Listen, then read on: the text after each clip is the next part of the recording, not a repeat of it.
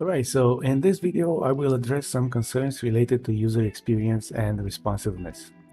Because I don't have control over the data that is fetched from the TMDB API, there are some issues that I have to deal with. So to see the problems, I will first check out the previous version of the app. Let's go to Geekbash, and this is the previous version. And this is the watch later page. So the problems are the following. Missing data. Some movies return null for poster image, empty strings for title and description, or null for votes, rating, and release date. So as you can see in here, there's a missing image, missing data for release date, rating, and votes, and so on. Another problem is long titles or descriptions. Short titles and descriptions are no problem, but long ones make the content to jump and also create problems in navigation. So here, this is a long title and this is a really long description.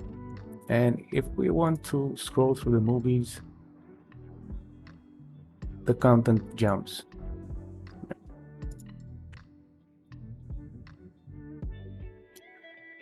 Another problem is 4-digit numbers and decimal places.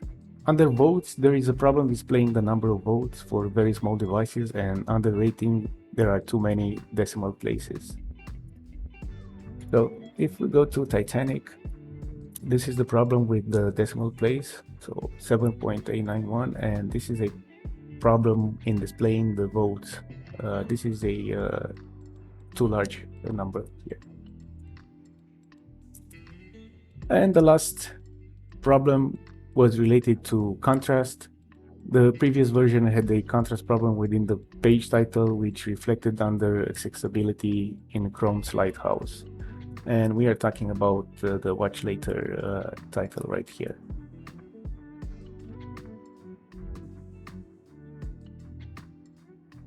Previously, we checked the first version of the app.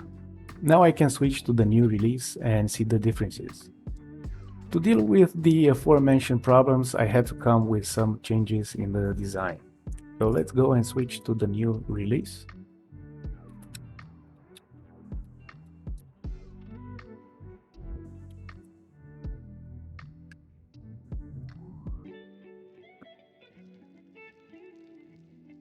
Let's wait for the server to restart.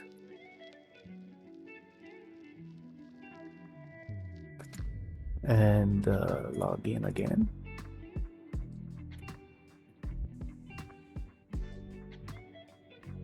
So we are on the new release branch now. All right, so for missing data, I have introduced placeholders for images and also for all other information that might be missing. So if we go to this movie right here, now we have an image as a placeholder, and for release date we have an unknown string, and for ratings and votes now we have 0. 4-digit numbers and too many decimal places. In this case, I came up with a couple of functions that convert 4-digit numbers into a shorter form and leave just one decimal place for ratings. So if we go to Titanic, right, so Titanic, now we have only one decimal place here, and this is a shorter form for 23,000. And to score higher in accessibility, I have modified the color of the page title for better contrast. So this was a darker color here. To accommodate short and long titles and descriptions, and to make navigation more intuitive and easy to use on mobile devices, I removed the swiper buttons and created a new function that handles navigation. Basically, now the user on screen swipe left or right can navigate through the movies. Like this. I just swipe left or swipe right, and you can navigate through the movies. You don't have to go to the slider here, and but you can use it also. All right. On desktop devices, the buttons were fixed positioned on the left and right side of the screen and removed also from the swiper. And let's go to desktop. So this is the desktop version. And now you can see that the buttons are on the left and right side of the screen. They used to be on the swiper. Right? So if we click them, we can navigate through movies. Right? As part of the design, I have introduced a new component called Poster, which basically shows the user the current selected movie. This especially comes in handy on small devices where the swiper is not easily visible, being pushed below the screen view. So let's go again to mobile, and now as you can see on the background of the screen there is an image. So this is the movie poster, right? So even if you don't see the swiper which is pushed below, you can see the image poster.